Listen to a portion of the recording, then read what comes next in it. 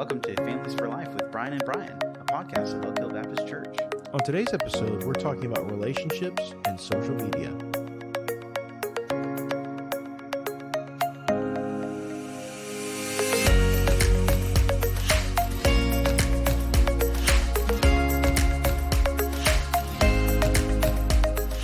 All right, well, we're back. Brian, how's it going, man? It's good, man. By the time people listen to this, we will have had our first night of Vacation Bible School Yes. under our belts. We Yes. moved to the Vacation Bible School back from July to September to hopefully get it in. And there was a time that we were questioning if we were able to get it in. Yeah. But as we sit here Seems like we're going to be able on to. the cusp of VBS, I think we'll be able to have it. Yep. We got a lot of kids coming out, and I'm excited to see what God's going to do during that. So we may sound fresh right now. Next week, we may not sound as fresh. Right. That's right. We'll see what happens. Although we did just start back our fall All of our fall programming is Programming. back in Awanas and youth yep, group. And yesterday. So That's right. yeah, we're kind of fresh. So, Yeah. but God's good. I would rather be doing all that we're doing than Oh, yeah. not doing anything. And yeah, we had a great night last this is night. much better than when we were quarantining. Yes. I never want to do that again. Yep. I was talking to the students a little bit about that, and I was like, man, you guys want to go back to the Zoom stuff? And they were like, no, please, no. So I'm glad we're able to do this. Yeah, me too. Me Yeah. too.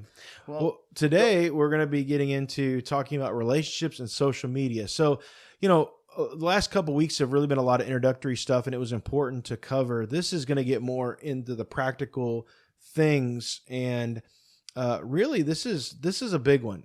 It's we are talking about families, we're talking about kids and teenagers, but we're also talking about parents. A lot of the stuff is impacting parents in a big way, and the Yeah. kids are learning these bad habits and improper ways to deal with the internet and the digital world because the parents are not doing it very well. yeah, that's right. And a lot of parents are coming into this, growing up, like we've talked about, growing up without internet, and then just as you get older, you end up having internet. So you're not even thinking about how to, like, what you need to safeguard from and how to do it. Some younger parents are thinking more about this because they did grow up with cell phones and stuff. And I think we'll see more people thinking about it. Right. But we really need to be thinking about it from a spiritual standpoint as well. Right. And that's a good segue into what we're talking about. We're using this resource, the Digital Invasion, Mhm. and they made a really good point that we are created for connection. And I believe that God has created us as social people that crave connection and intimacy. Right. You agree with that? Oh yeah, well, I mean, I think that's why the Bible says that the number two laws, the two most important laws of the Bible are to love God and love your neighbor. Right. I mean, that's relationship right there. Relational, yeah. So we are absolutely created for relationships, and then the science just bears that out. It just Right. proves what we already know from God's word. we that need it. those connections with Absolutely. other people. And social media can help, but Yep. it can also hurt. There's many ways in which social media has hurt in the realm of relationships. Yeah, there's a lot of, and that's one of the things that this chapter that we were looking at talks about, and we're just going to go through some of these kind of problems that come from the way that social media connects us to other people. Yeah, I think we know the good things. We know we can talk to people halfway around the world. We can interact with grandparents that live far away. We don't lose connection with friends. We have instant access to people. Those are some really positive things. We have Absolutely. access to information, and we've covered that. Right. But now we also see a lot of issues and problems. I mean, the first thing being that we have a narcissism epidemic. Yeah. Narcissism meaning that people are completely self-focused. Right.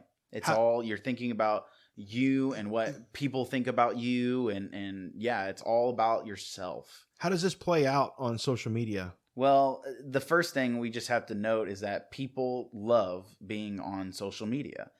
It's just kind of obvious. We know this is a problem just by looking at it. Everybody has their own profile about who I am, and you spend forever trying to make that the perfect profile. But then when you look at the number of people on social media, it's pretty staggering. We looked up the current stats on this, and starting from the lowest number on social media, the social media with the lowest number of people every month is Twitter, with a whopping 330 million monthly users. Wow. That's like crazy. The population of the United States. Right. Right. So everybody in the United States on Twitter. Right. Like men, women, and children, Yeah. you know, that's crazy, but there's even more. Right.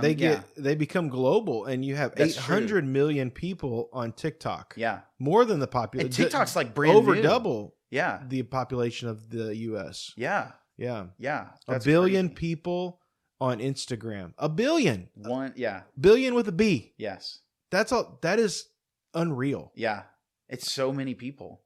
1.8 billion people on YouTube Yeah. every month. Listen, and parents don't know this, but YouTube is one of the most popular social media. And you don't think about it as a traditional social media, but in the sense of you being able to put content out, people respond and follow you. And, you know, it's kind of a hybrid of social media and television and digital content. It all kind of slams together in YouTube. Yep. And it is, with kids especially, it is the most popular app. I think kids actually binge YouTube more than they do Netflix. Yes, I agree 100%. Yeah. Yeah, it's funny because I'll say, "Oh, you kids want to watch a show? Do you want to watch you know, to my son, you want to watch Paw Patrol or something like that?" "No, I want to watch YouTube." Yep. I'm like, "What?" Yep. I'm even doing that with my kid where, you know, one of our things, we sit down and watch Dude Perfect Right. on YouTube. Right. You know, we just watch several videos, Right. and they're, you know, 7-8 minute long videos. It's crazy. And it's a thing, you know. These kids today will not watch shows, or, you know, cable is going to be gone here before too long. It's just this is where kids are This at is where right it's now. at. Yeah. So And then the big one is 2.7 billion people on Facebook. That is almost, I mean, that's what would that be, like 30% of the world's population? Well, the world's population, what, 7 like 7 billion? billion people? Something like that. So you're almost at 3. That's crazy. Yeah. Well, and I've heard that in some countries that Facebook is essentially the internet for some countries, because they just don't have the infrastructure and the thing. So like if you have a business, you put it on Facebook. That's where people go to find you. That's right. In especially like a third world country, they have Facebook. Yep. And a lot of businesses, even in America, if you're a smaller business, like you just need to have a good Facebook presence in order to have your internet presence. Right. That's the way to do it. Yeah. So it's crazy. This is the way it is. And part of that's because people love telling other people about their lives. Right. Everybody's on. So, you know, you can get on, you can share, you can create who you want to be, you can connect with people. If, you know, one of the cool things is if you have an affinity, like you like, you like role playing games, like Dungeons and Dragons or something, and there's no one around you that plays that, you can find people that are interested in the same thing that you're interested in somewhere else. There's actually a group that me and my wife are a part of called Love Thy Nerd. Yeah. And it's a bunch of it's primarily Christian. It's not only Christians. It's more for just you know, people who are more nerdy, but there's a lot of Christians on there. And it's a really cool place to just kind of geek out a little bit, you know? And but yeah, it's a way to connect with people that don't live close to you and just share the same kind of ideas. But one of the problems is you can make up whoever you want to be. Right. So it can actually get really kind of dark really fast. You just basically tell people who you want to be instead of who you actually are. Well, and for teenagers, they start to crave the attention and the approval of other people. Yeah. More so than saying, "Who am I?" Discovering what I like, what I'm interested in, who I am. They say, what do people want me to be? Yes. And so how do they want me to become? And I'll just be that. And you can even see that. I you know, if you know a teenager from when they're kind of younger to when they're older, as you watch them grow up, you can see their social media kind of change over time, from them posting what they like to posting what is similar to their friends' posts. Yeah. You know, it's basically just whatever other people are doing, I'm going to kind of do that so that people like what I do. Well, and it's even seen in how people like, it's as simple as how people take pictures. You know, it's funny because it's like, let's get a selfie, and teenagers immediately, they throw their hands up, they stick their tongue out. You know, they do all of these things they've seen other people do, instead of just being themselves, they're like, "Bah," Yep. you know, I'm sticking my tongue out right now and holding Right. my fingers up like Yep. I'm He cool. actually is doing that. Yeah. But yeah, I mean, they do. Yeah, they do. Whatever is the cool new thing to do on camera is what you got to do. Right. And you know, and it's because we're really craving other people's approval Right. of us. That's right. It's narcissism. Yeah. Well, another dangerous thing is we start to compare ourselves. Yeah. Right. I mean, so many comparisons. And listen, I'll be honest. This happens even as adults. Oh yeah. You know, I have many pastor friends out there, and you know, you compare, you see, oh, they're on a nice vacation, or they have a nice car, or whatever, and you begin to compare your life to them. You compare what they have, and that's dangerous because that breeds discontentment. That breeds, unfaithfulness in the Lord, you know, for us in the Lord through all of those things. Exactly. It's just it's a huge temptation to covet what other people have. Yeah. And to feel like your life is just absolutely pointless. Honestly, it's like, you know, the authors of the book that we're going through said it used to be all you had to do is compete with the Joneses across the street, Right. and now there's millions of Joneses Right. right in your fingertips, and so you're competing with millions of people all the time. Right. If that's kind of how you're dealing with it, and it's such Right. an easy temptation. Well, and it's not even a realistic portrayal of people's lives because exactly. you know, you only post the good things. You know, we don't all, well, I take that back. Some people post everything. Right. Yeah, that is true. Most people post the good things. They don't post the messy bits, you know? You know, it's whatever like, we think will get more attention for us, right. That's right? true. It is all about attention. Yeah. But, you know, if we look at someone's life and we see their life, you see all of the good things they're posting about. Well, that's not their life. Right. That's one small part of their life. Yeah. That's not what reality really looks like because they embellish their reality. Exactly. Yeah, I was thinking about this, and the saying is, you know, the grass is always greener on the other side. And I was thinking, like, with social media, it's worse because the grass is always greener on the other side because people are spray painting the grass green. Right. That's true. I mean, you make it look even better than it would naturally. Mm-hmm. And so it just is so easy to look at all these people you don't even know. And I think, just think, oh man, I need that. Yeah, and I think you're right. Whatever gets people attention, you know, that's the thing. It goes back to that narcissism. It's me. It's what can I, you know, and I've had to fight against this in my own life because, you know, in the past I post something, I immediately am thinking, you know, did anyone like this? Did anyone comment on this? Right. You know, and that's our go-to thing. And if that's your go-to, it's like I post this picture or I make this status update and I want to see how many people share or retweet or like or comment or whatever, then there might be a problem there for you. Well, and that goes back to what we had said with, you know, students especially are doing this, but I know adults are doing it too, where if you post something or a picture and nobody likes it or you don't get as many likes as you want, you delete it. Because, and that to me just, again, it goes back to the narcissism thing, but also what we're doing is we're saying, I need to make the content that people want instead of being myself. Right. And if the people don't want it, they don't like it, then I'm going to change me to make them like it. Right. That's just, you know, it's just accentuated. This is normal life, but it's accentuated by social media. That's right. And it leads us into depression, really. Yeah, there has been a rise in depression and really depression related things, you know, anxiety, you know, all kinds of things. And I really feel like there's a correlation with social media. Yeah. You know, all of these comparisons going on. It's easy for our successes to feel really small. It's easy to think, you know, that what we've done doesn't really amount to much. Right. Because we're seeing other people's successes. And then we don't see their failures. Exactly. And so our failures seem bigger. Right. You know, oh, I'm not so-and-so.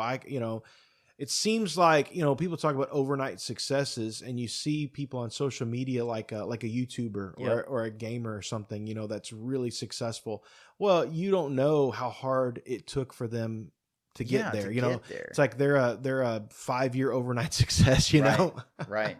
Well, and that's one of the things I've been talking about. Dude Perfect with Brian a lot, because I've just been watching it with Sam. There are a bunch of believers that are super famous on YouTube, and you're really, so nerdy with it. You watched the documentary I on the did. making of Dude Perfect, and I was gonna say that because it honestly really brings out how much hard work they put into it. And it really made me appreciate their videos so much more, because it wasn't just some dudes having fun. Like, no, they're working like crazy to put out good family, not oriented, but like you can watch their content with your family. Right. And they talked about that in their documentary, how that's super important to them. Right. That's the kind of content I'm looking for, but that's kind of neither here nor there. But the point is it takes a lot of time, and you don't always see the time that gets put into some of these success stories. Right. Well, it's interesting. Kids nowadays, they're like, what do you want to be when you grow up? I want to be a YouTuber,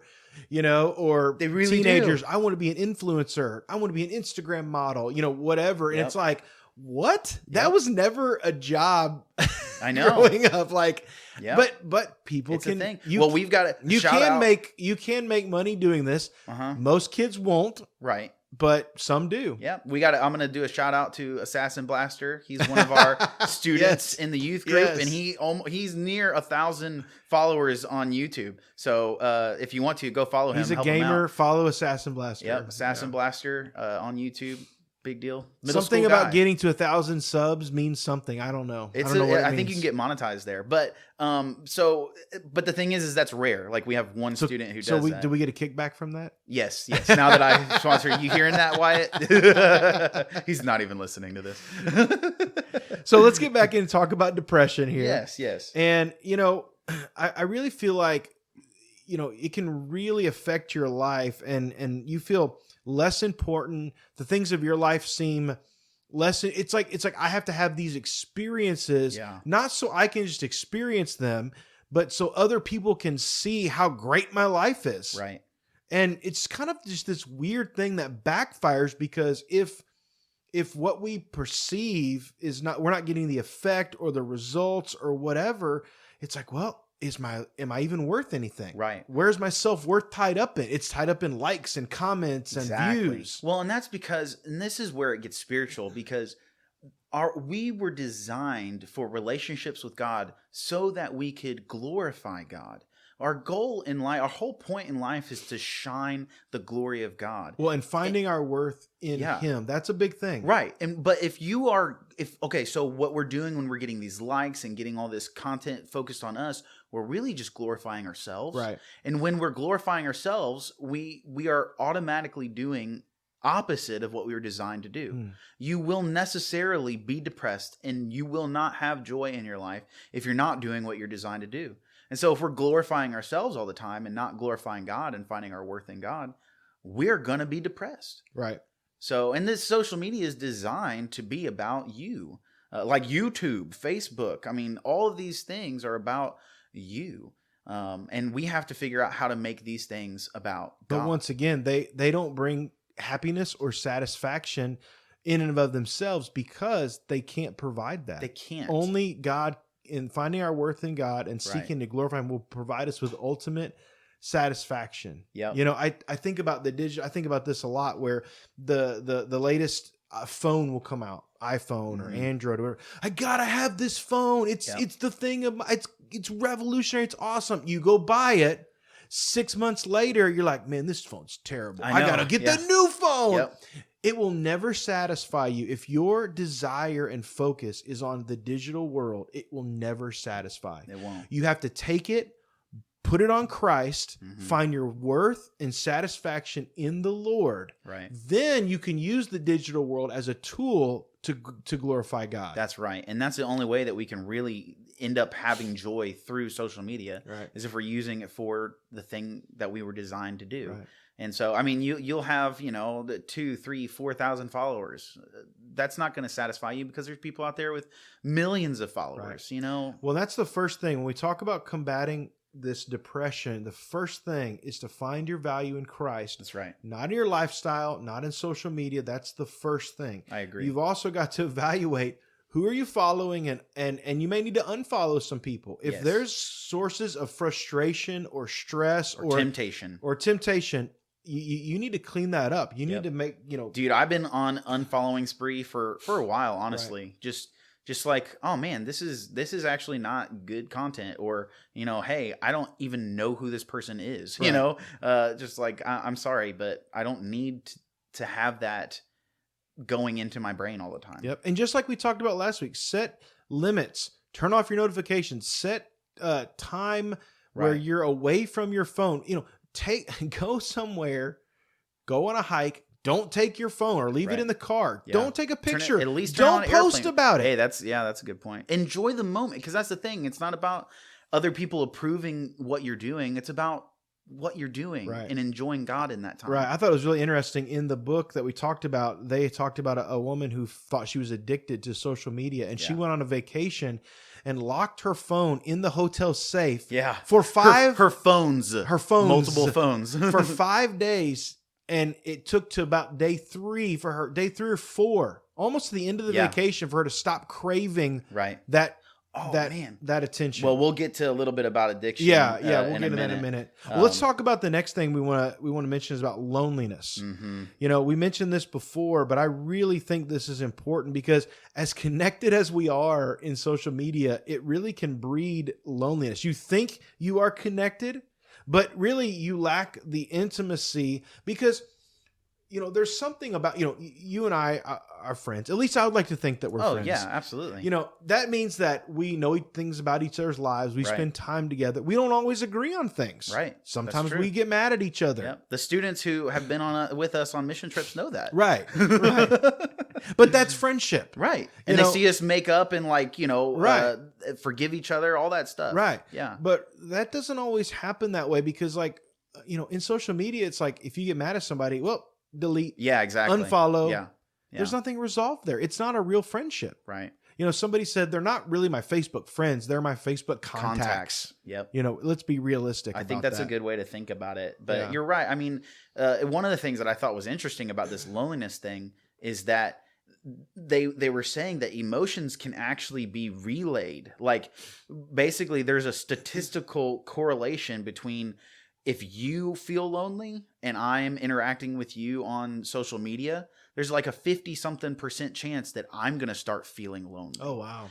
And then it kind of decreases the more disconnected we are. So if, like, you have a friend who feels lonely, I am interacting with only you, but there's still like a 30-something% chance Wow. that I will start feeling lonely. And so, like, because we're so interconnected through this social media web, it actually can kind of funnel some of these emotions. It goes the opposite way too with good emotions. Depression, though, I mean, all of that can just be connected to one another. And because we aren't actually having close relationships through this, like sit down talks about our lives, we're not able to work through those emotions. Right. And so we just feel it and Right. have no resolve. Right. It's terrible. Well, and some people will sit there and they will vlog the whole day. Yeah. While they're getting ready, while they're one person I saw did a vlog of them studying.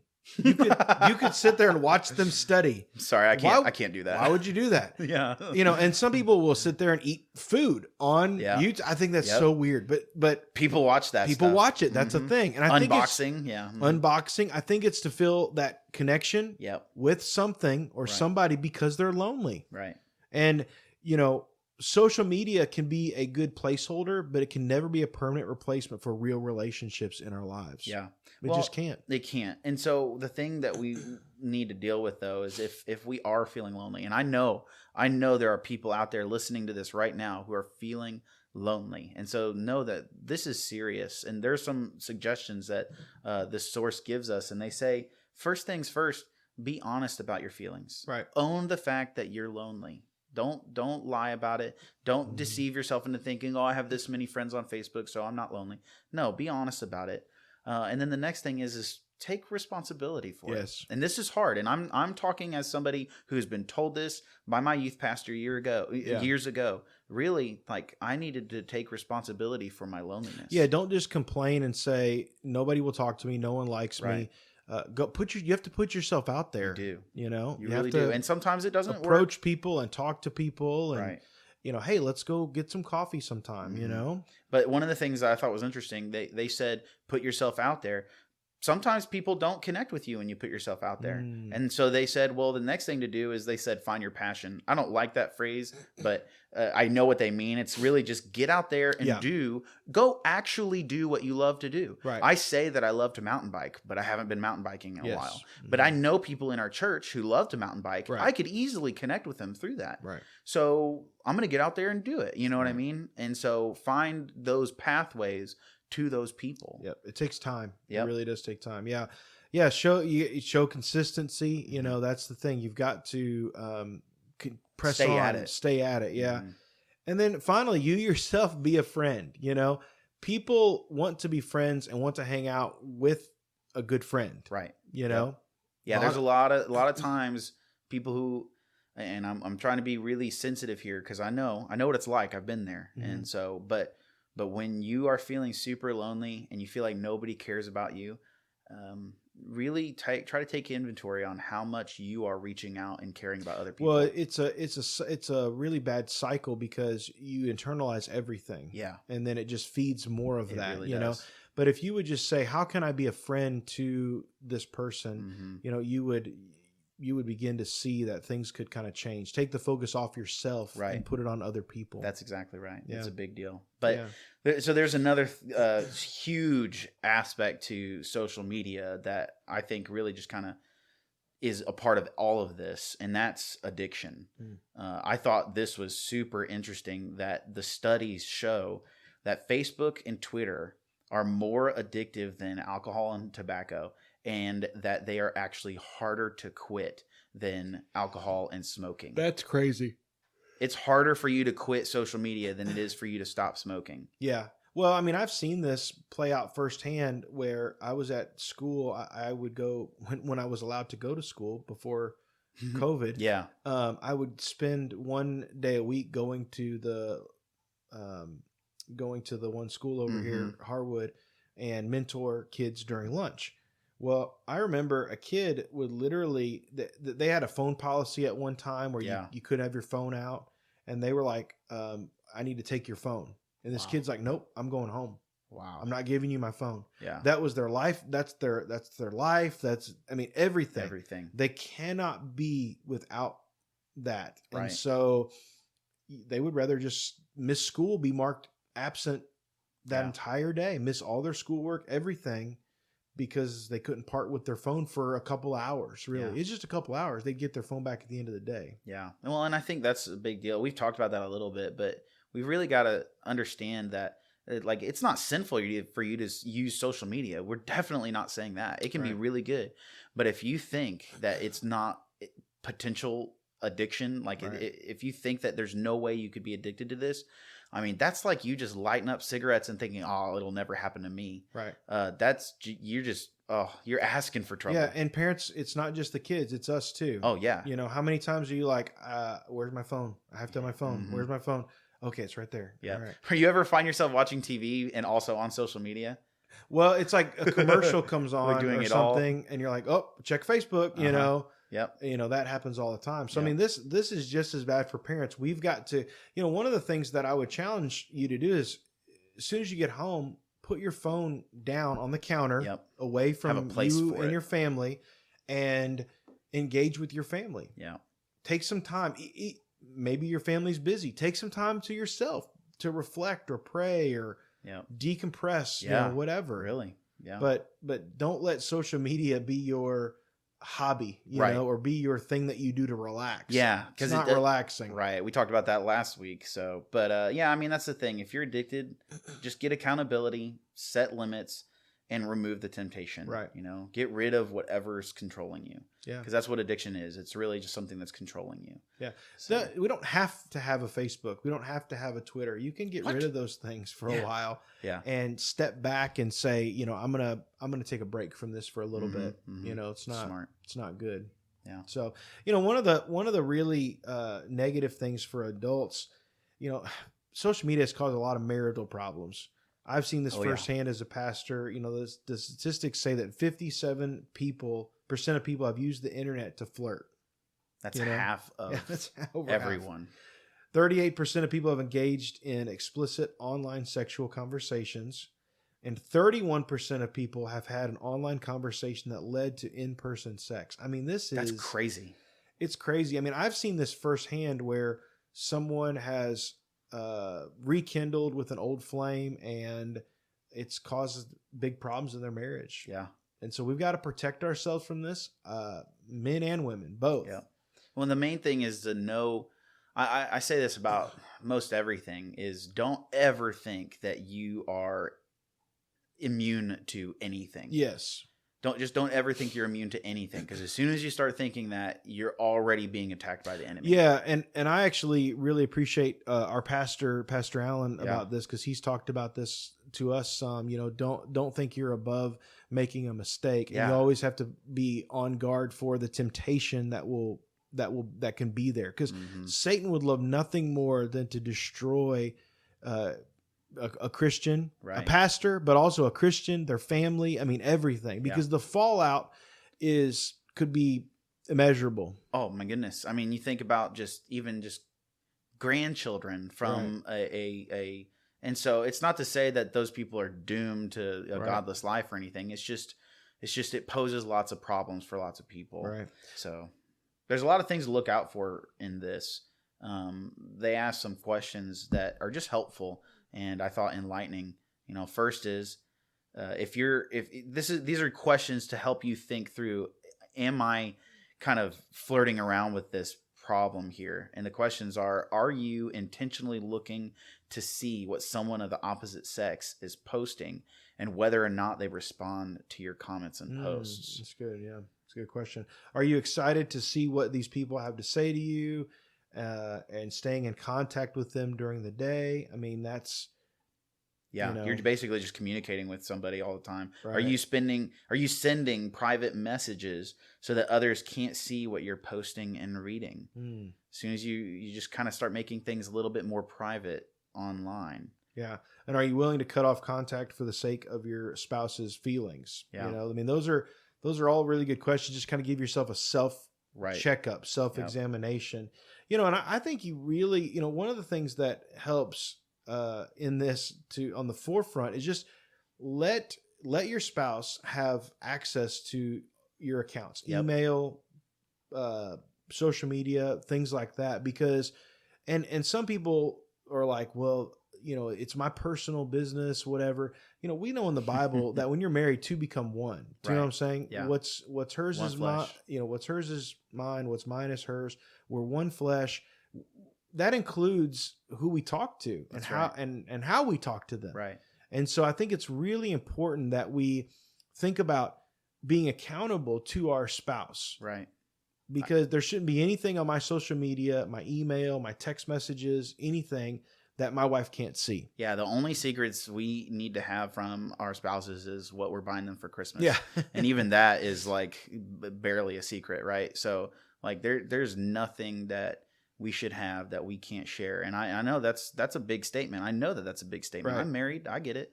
But that's the goal. Well, sin is bred in secrecy. Yeah, that's true. true. That's why we talk about godliness lives in the light and sinfulness lives in the darkness. That's right. Think about all the times that you fall to temptation. It's when there's no accountability, when you have opportunity, and it leads us into sin and darkness. Yeah. But when we expose things and bring them into the light, and I have nothing to hide. Yep. Then that leads to godliness. It does. And joy. I mean, there's so much joy and freedom in that. And so, you know, but here's the thing, like there are probably people who are listening to this who have found themselves really,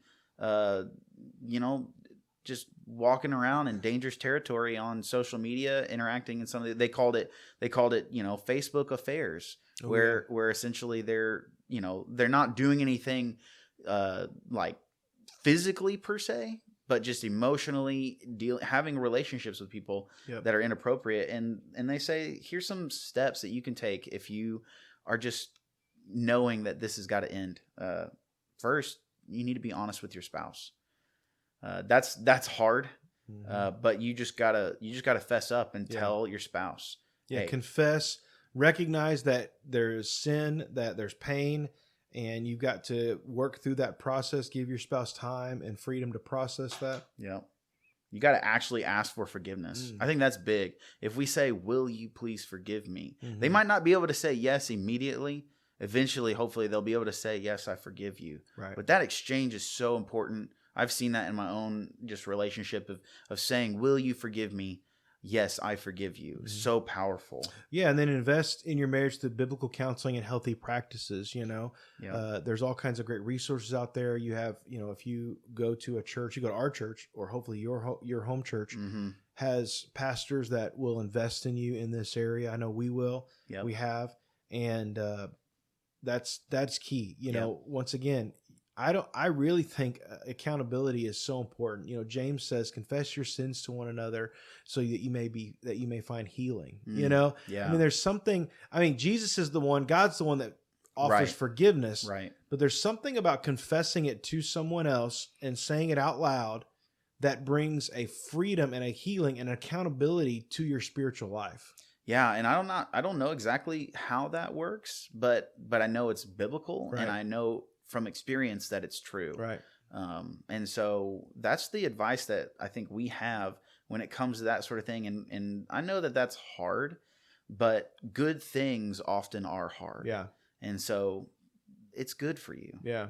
Go for it. Definitely. And so there's some pretty simple takeaways for this, though. Anything you want to add to any of this? No, I think it's really good. We need to put limits on our social media, and we need to have accountability. Yeah. If this is a big struggle for you, I know some couples just have a joint social media account. Right. And that may not be because they've had a problem. Right. They just literally don't want there to be any temptation. Exactly. They're like, I don't want there to ever be any temptation or any problem. So we're just going to share and that's when you see their names smashed together. Yep. Uh-huh.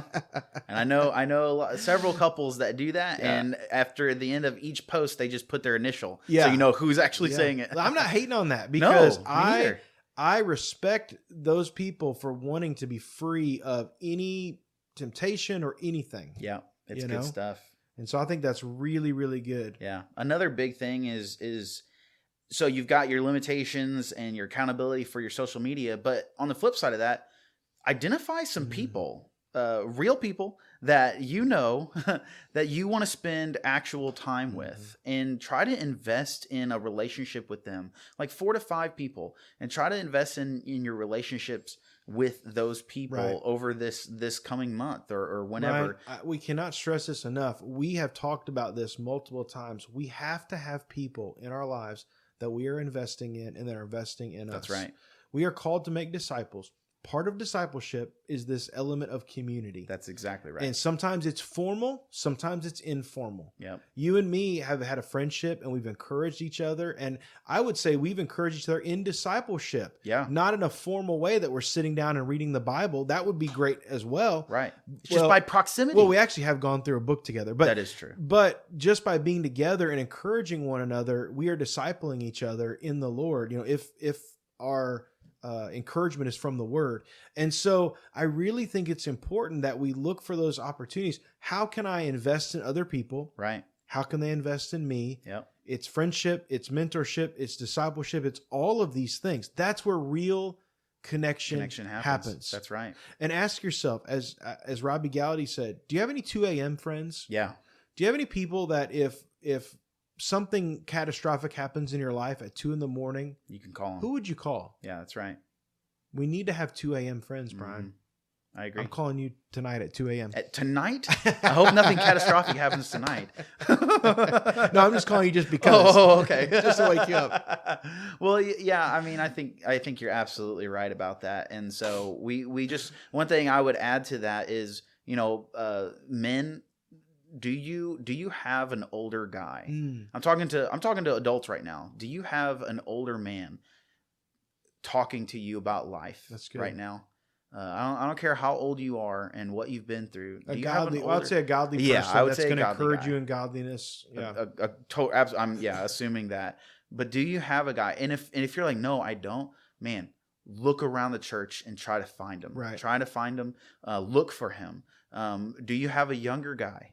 Do you know a younger dude that you are just being intentional and just talking to whenever you see him, or maybe texting from time to time? That's one way to do it. And ladies, same thing. We need older people speaking in our lives, and we need to be speaking. And guys are not like, let's go talk about our feelings. It's like, right. Let's go shoot together. Yeah, it's like, let's go to the range, and then we'll get some feelings talk in there somewhere. Right. Or let's go work out together, and we'll have conversations in that. It's like, guys, we need to be doing something. Hey, let's go hunting. Or let's do something. Yeah. It doesn't have to be hunting. It doesn't have to be a manly thing. Could be golf. Yeah. Could be working on a car. Could be whatever. Yeah. I mean, there's also. I don't know. There's dudes. Guys can do other things. This- I'm not trying to stereotype. Scrapbooking, knitting, whatever. Well, playing. I know board you're games. really into knitting. Playing board games. I mean, Yes. there's tons of Christians I know who love playing board games. That's a great way to just get together and talk about life. So we're just talking about practical ways to have That's relationships. We've gotten off the rails, so A little. No, I'm just kidding. And so I think this is all good stuff, and I think if we've encouraged you in any way to real relationships, to back off of social media in unhealthy ways, using it for good, God-honoring ways, we're going to talk more about that as we go along. But if we've encouraged you in that way, that's our goal. That's our goal. And so we thank you all for listening. We're here for you if you need anything. Yep, and that's it. We'll see you next time. Next time.